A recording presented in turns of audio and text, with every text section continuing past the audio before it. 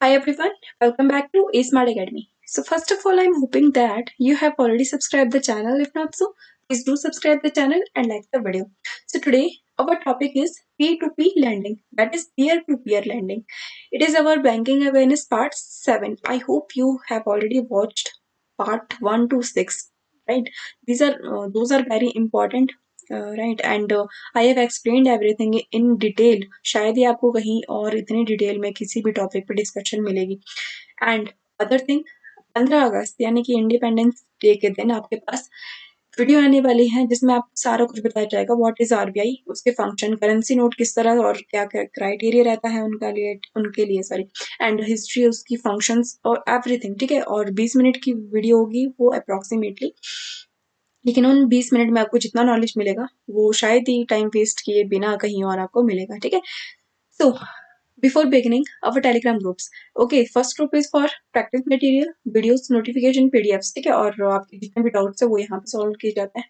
And this is for mock discussion. ASA mock day is for mock discussion. ठीक है, आप search bar में Telegram में जाकर ये सर्च कर सकते हो. इंस्टाग्राम पे भी आप हमको फॉलो कर सकते हो for daily to daily updates. So let's move on to the topic itself. So P2P lending. First of all, what is P2P? What does it mean? It is peer-to-peer lending. So what is peer-to-peer? जैसे कि इसके नाम से पता चल रहा है, peer to peer यानी कि आपके एक बडीज से दूसरे बडीज के लिए. ठीक है, so called. And right, इसमें होता क्या है, आपका दो लोग होते हैं, एक लैंडर होगा, एक बोरोअर होगा. ठीक है, एक बेचने वाला होगा, एक खरीदने वाला होगा. ठीक है, आम भाषा में. ठीक है, तो ये क्या रहता है, ये क्राउड फंडिंग मॉडल होता है. क्राउड फंडिंग यानी कि क्राउड फंडिंग से आपको पता चल रहा है कि क्राउड की फंडिंग हो रही है, क्राउड्स में फंडिंग हो रही है. ठीक है, बहुत सारे लोगों के बीच. ठीक है, राइट. एंड वेयर पीपल, मतलब ऐसे लोग आपस में मिलते हैं.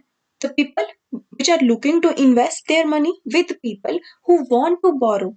ठीक है, तो ऐसा ही ये प्लेटफॉर्म रहता है जहां पे आपके जो लोग आपके लैंड करना चाहते हैं अपनी मनी को. ठीक है, वो मिल पाते हैं किन लोगों से, जो लोग बोरो करना चाहते हैं मनी को. ठीक है, ऐसा ही प्लेटफॉर्म है जहां पे ये दोनों लोग इंटरेक्ट कर पाते हैं. ऐसा मार्केट प्लेस है, ध्यान रखना ये ऑनलाइन मार्केट प्लेस है. ठीक है, ऐसा मार्केट प्लेस है जहां पे आपके लेंडर और बोरोर मिल पाते हैं. ठीक है, राइट, आपके डायरेक्टली आपके इंटरेक्ट हो पाते हैं ये लोग.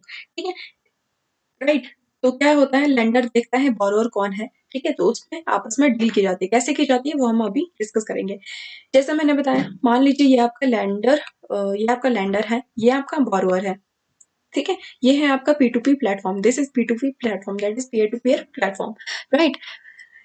सो हाउ डज इट वर्क? क्या होता है, लैंडर है जिससे मनी अपनी देनी है. ठीक है, उसके पास पैसा है, तो जितना बोरोअर को पैसा चाहिए होगा उतना आपका लेंडर बोरोअर को देगा. बात आती है अब आपको, जब आपके बैंक्स हैं, ठीक है, और इंस्टीट्यूशन है, तो यहाँ पे क्यों होती है, देखो यहाँ पे क्या होता है, आपका लेंडर को आपका बैंक से ज्यादा इंटरेस्ट रेट मिल जाता है. ठीक है, लेंडर को. ठीक है, जो इंटरेस्ट रेट आपका है ज्यादा मिलता है, और बोरोअर को जिसको चाहिए होता है उसको कम मिल जाता है बैंक से. ठीक है, as comparison to the bank. ठीक है, तो क्या होता है, दोनों को ही प्रॉफिट हो रहा है. ठीक है, तो क्या होता है, इसीलिए आपका P2P लैंडिंग भी आपकी होती है, बैंक से अलग होती है. ठीक है, this is not of bank. ठीक है, बैंक के बाहर ये होती है, बैंक के बाहर ये ऑनलाइन प्लेटफॉर्म है. ठीक है, सो क्या होता है, जो इंटरेस्ट रेट की बात आती है, इंटरेस्ट रेट, टाइम पीरियड या अमाउंट आपका. ठीक है, जितनी भी ये सारी चीजें हैं आपकी, ये आपका डिसाइड कौन करता है, इनके बीच एक लोन एग्रीमेंट होता है. ठीक है, इनके बीच क्या होता है, एक लोन एग्रीमेंट होता है लैंडर और बोरोअर के बीच में, जिसमें ये लोग डिसाइड करते हैं आपस में ही कितना इंटरेस्ट रेट रहेगा, कितना टाइम पीरियड के लिए आपको मनी चाहिए, यानी कि कितने टाइम पीरियड के बाद आपको वो पैसा रिटर्न भी करना है. ठीक है, सो इस एग्रीमेंट में आपका वो सारा कुछ डिसाइड होता है. कोई और प्लेटफॉर्म नहीं होता. ठीक है, कि कोई और पार्टी या कोई बैंक डिसाइड करेगा आपका इंटरेस्ट रेट. ठीक है, आपस में ये डिसाइड करते हैं, एंड दैट्स वाई आपका प्रॉफिट आपको उनका मिलता है. ठीक है, तो आपका अब बात आती है आपके लैंडर होते कौन है. ठीक है, लैंड कौन करता है, क्या ये बैंक है, क्या ये कोई पर्सन है, कोई कंपनी है. ठीक है, कौन है ये. ठीक है, तो लैंडर आपका कोई भी रह सकता है, ये मैं रह सकती हूँ, आप भी रह सकते हो, कोई आपकी कंपनी रह सकती है. ठीक है, कोई भी फाइनेंशियल इंस्टीट्यूशन रहता है अदर देन बैंक. ठीक है, बैंक नहीं होता है इसमें.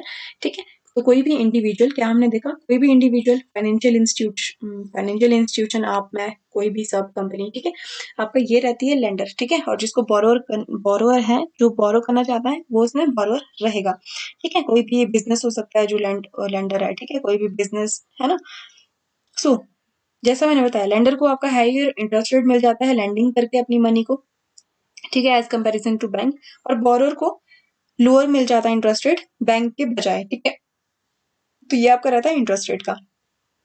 और जो इंटरेस्ट रेट है ना आपका, जैसे मैंने कहा कि डिसाइड करते हैं लोन एग्रीमेंट के थ्रू, तो इंटरेस्ट रेट आपका सप्लाई एंड डिमांड के थ्रू भी आपका डिसाइड किया जाता है, ठीक है। जितनी भी मार्केट में आपकी सप्लाई और डिमांड की डिमांड रहेगी उस बेस पे भी आपका ही किया जाता है। सप्लाई डिमांड के कंसेप्ट को क्लियरली समझने के लिए इन्फ्लेशन वाली वीडियो देख लेना, आई थिंक 6th पार्ट है वो बैंकिंग अवेयरनेस का, नहीं तो आपको टाइटल में लिखा हुआ है साफ साफ कि इन्फ्लेशन वाली वीडियो कौन सी है, ठीक है, वहां पे देख लेना, ठीक है। तो सप्लाई और डिमांड के बेस पे ही आपको सारा कुछ होता है, ठीक है। तो इसमें क्राइटेरिया होता है, लेंडर आपका कितने तक का अमाउंट आपका दे सकता है, कितने तक का दे सकते हैं, 50 लाख तक का, कितने तक का दे सकता है, ये 50 लाख तक का, ठीक है। और बोरोअर की जो लिमिट है वो है 50,000 रुपए, ठीक है, कितनी है, 50,000 रुपए, ठीक है, सभी एनबीएफसी प्लेटफॉर्म के लिए। एनबीएफसी की मैंने बात की, ठीक है, non banking financial corporation, financial company, ठीक है। तो आपका क्या आता है, आपका P2P प्लेटफॉर्म्स में, जी हाँ, एनबीएफसी में ये आता है, ठीक है। इसको एनबीएफसी का स्टेटस हाल ही में अभी 2018 में इसको मिला है, ठीक है, कि P2P लेंडिंग आपकी एनबीएफसी के अंडर आएगी, ठीक है। तो आई होप आपको P2P लेंडिंग तो अच्छे से समझ में आई होगी कि लोग इसमें आपस में जुड़ते हैं, ठीक है, लेंडर बोरो रहता है P2P प्लेटफॉर्म के थ्रू, रेट ऑफ इंटरेस्ट आपका सप्लाई डिमांड और आपस में लोन एग्रीमेंट करके ये डिसाइड करते हैं, ठीक है। बाकी भी चीज आपको समझ में आई होगी। अब इंपॉर्टेंट क्वेश्चंस की तरफ आते हैं जो कि P2P रिलेटेड है।